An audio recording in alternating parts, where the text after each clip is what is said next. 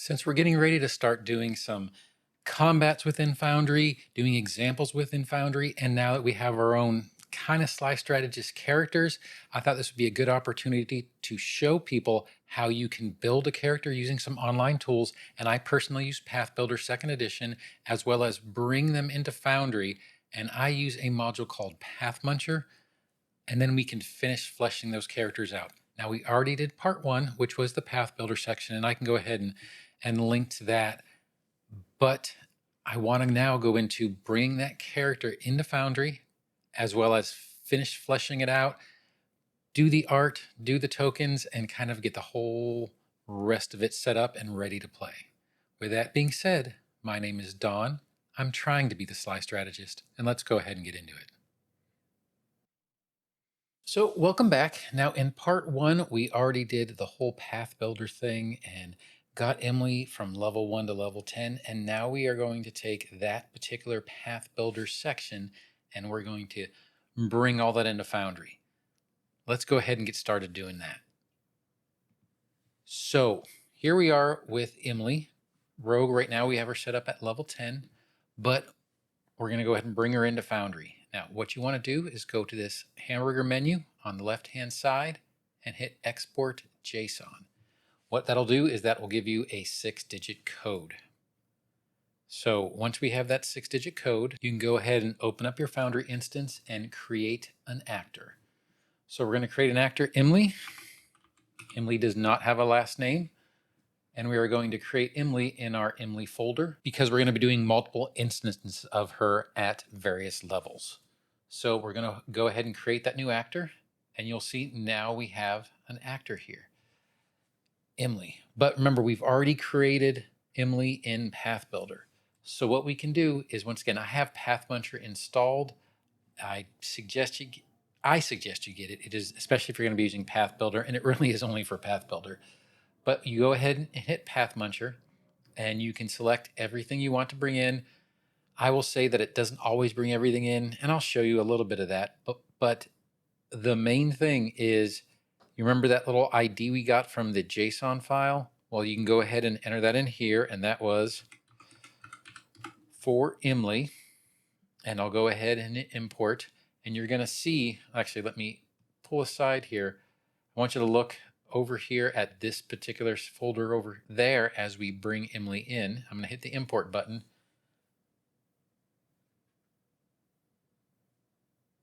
And you're going to see a Mr. Temp keep popping up here showing Imle. And what it's doing is it's bringing things in, as well as asking you for all the things that you set up before. So first level ancestry feat, I need to go back to my build and just answer the questions as they're coming through to you. Our first level ancestry feat here.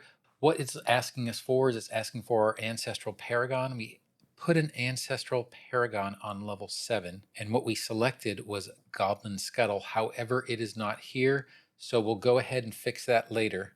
What I'm going to do is I'm just going to close that, and we'll kind of enter that in afterwards. Once again, as I mentioned, there are a few things that kind of you have to work out yourself. And the import was created successfully.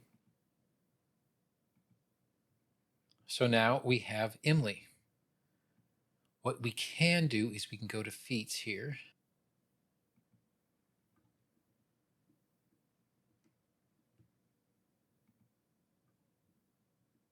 So now that we've imported everything, let's go ahead and open Imle up and see what we have.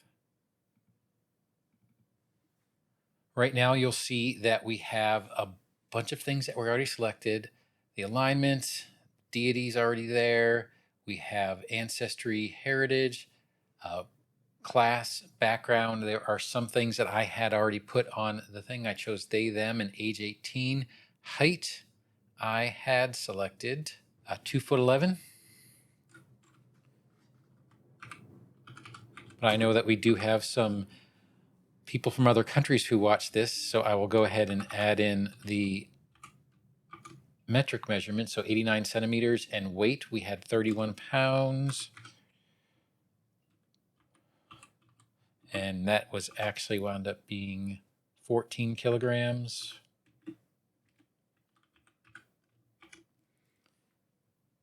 Now I had an ethnicity of a forest goblin and a nationality of Varicia.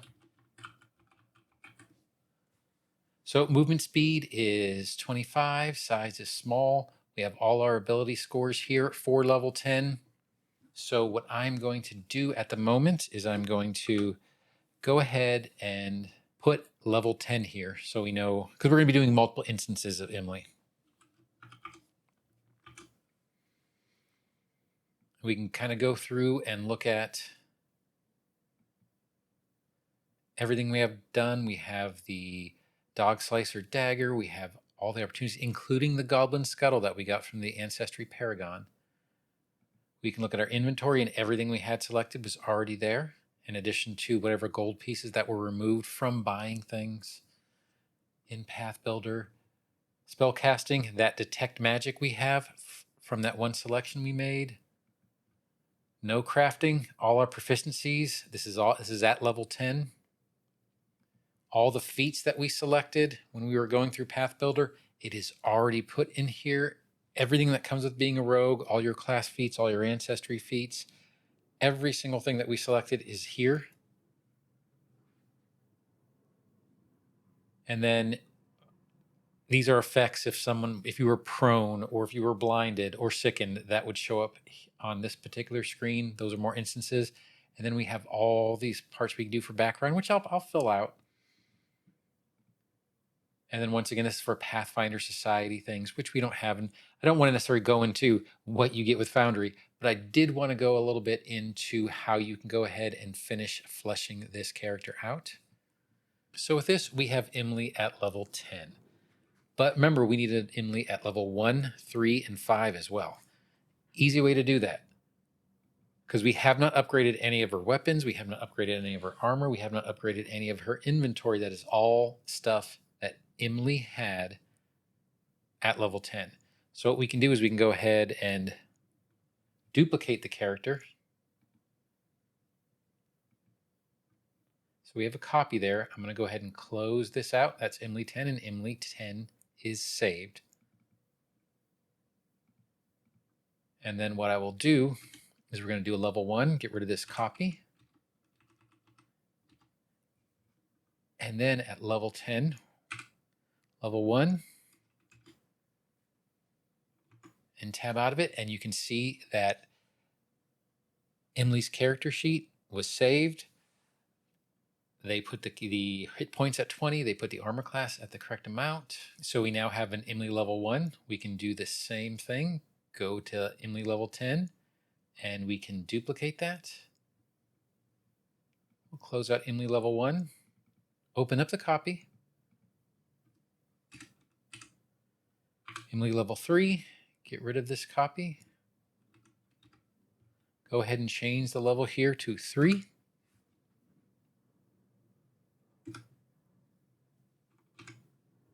And now we have our hit points and our armor class, and everything else is set up for that.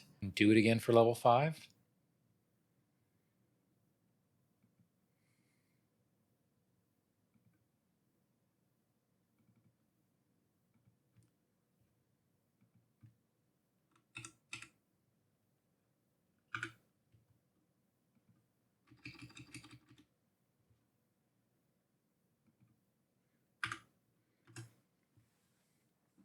And now their character sheets are set up for 1, 3, and 5.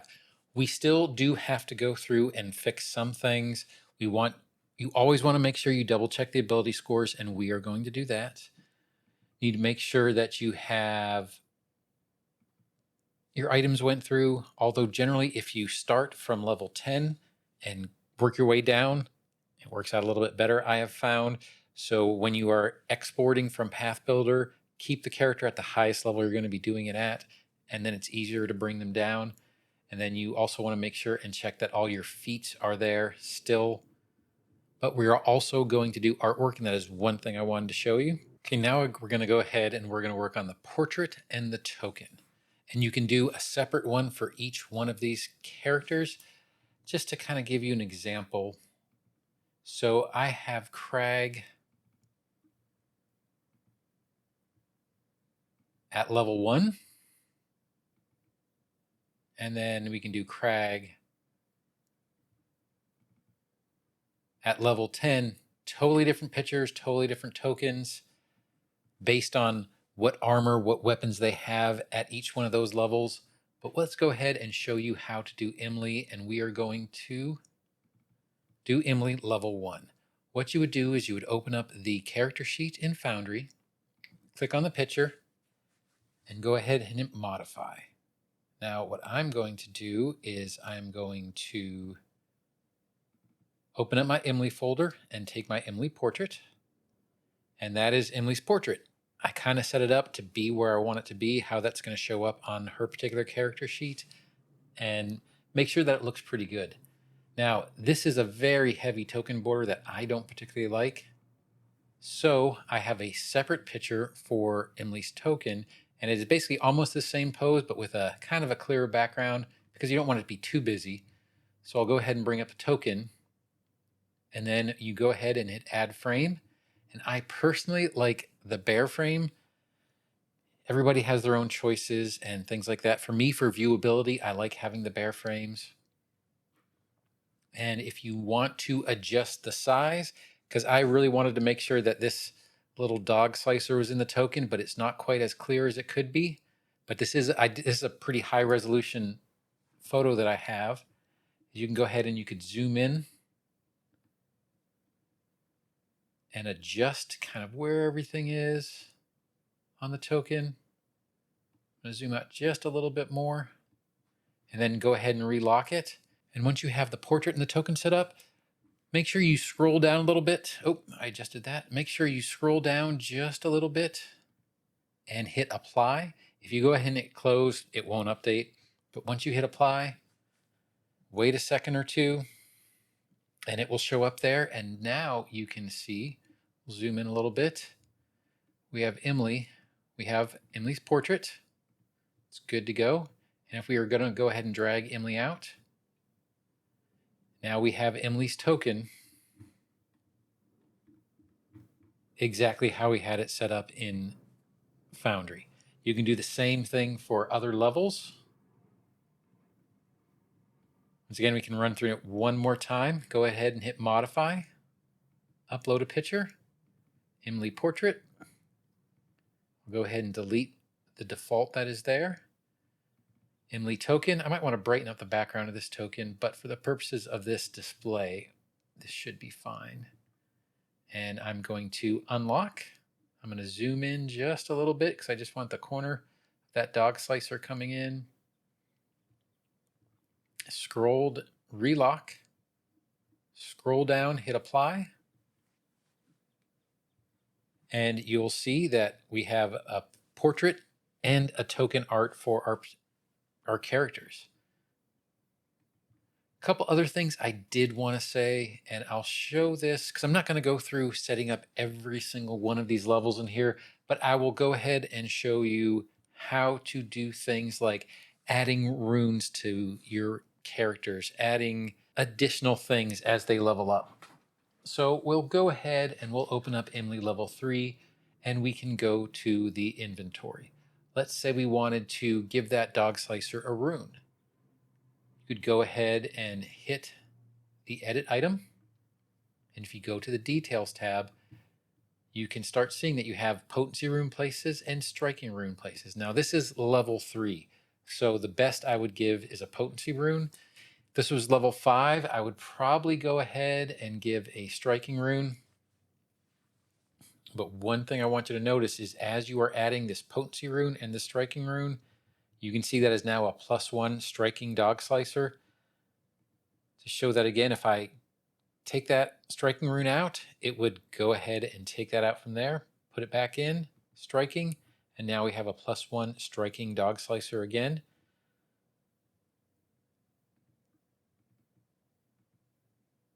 And you can also add property runes. And if you were to have a weapon potency of 3, we'll go ahead and just add these. You could add automatically whatever it had set up for you. Weapon potency was 3, so you had 3 spaces for a property rune. So it will go ahead and give you 3 spaces to add property runes. But For a level 3 character, that's a bit much. So I'm going to go ahead and blank these out again.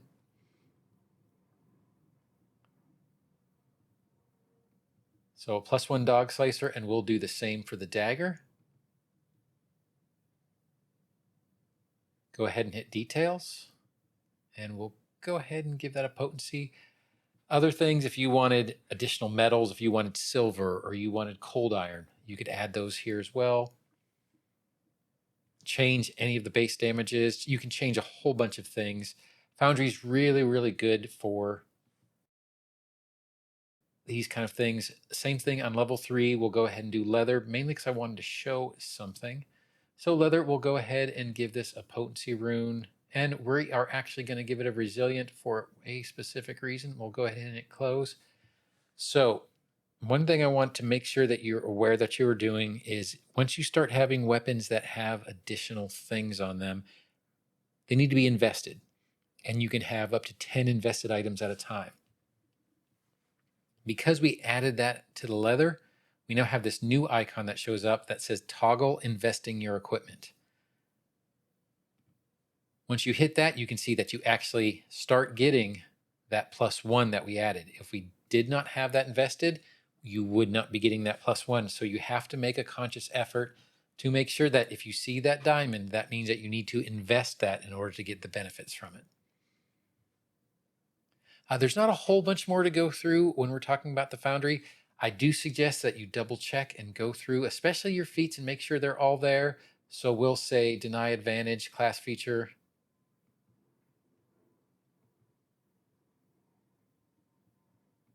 If you needed to add something, you go ahead and hit browse, and you could do and bring up deny advantage. And then go ahead and drag that in, and it will bring it back. So there are things that you can do in order to bring individual traits back in. If something didn't come in at all, like let's say you were bringing in a level 1 character and then you wanted to elevate it up to a level 10, a way we can do that is let's go ahead and do something crazy here. I don't want to save it this way, but we will make a level 15 Imle. We did not set that up. Once you do that, what you're going to start seeing is you'll start seeing empty slots. So at level 15, Imle got an ancestry feat. At level 12, we have unaccounted for class feats.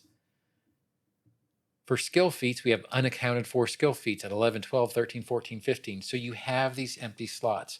All you have to do to fill them, once again, I don't have anything in my head picked out, but for the 11th level skill feat, we'll go ahead and scroll down and pick something approximately of that level. We will do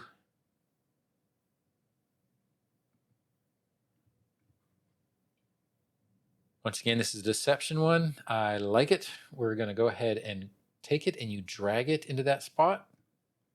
And that would be how you would fill up any empty spots that you have. Now, those 2 videos kind of showed you the basics of character creation once you want to bring someone into Foundry. You can totally create a character straight in Foundry, and it's really not that hard. I personally like the walkthrough method that Pathbuilder gives you. For me, especially if you know the party you're going to be playing with and you know the theme you want to go with for your own character's build, walking through it with Pathbuilder makes it easier for me to envision why I want to take certain feats at certain times and why I want to increase certain attributes at certain times. Foundry is a great way to do it, but it doesn't walk you through quite as easily. So I do like building in Pathbuilder, bringing it in through Pathmuncher, and then fixing things up once you get into Foundry. But most of the work and the structure's already been done for you in Pathbuilder. Now, I do hope you like this kind of 2 video series on character creation in Pathbuilder and bringing them into Foundry. It's pretty useful both as GMs and as players, because the GM might be the one who's bringing it in for you, or in a session 0, or you might be doing it in a session 0. But hopefully this gives you a hint as to an easy way to kind of set yourself up beforehand with Pathbuilder, and then when you get to your session using Pathmuncher, you can go ahead and bring it in, and it just makes a bunch of it a lot easier and a lot faster rather than just trying to build something flat on the spot. But I do hope you enjoyed this video and the one prior to this. And if you did, feel free to like, subscribe, or hit that notification bell. But whatever you do, I hope you have a great day and happy adventuring. Thanks.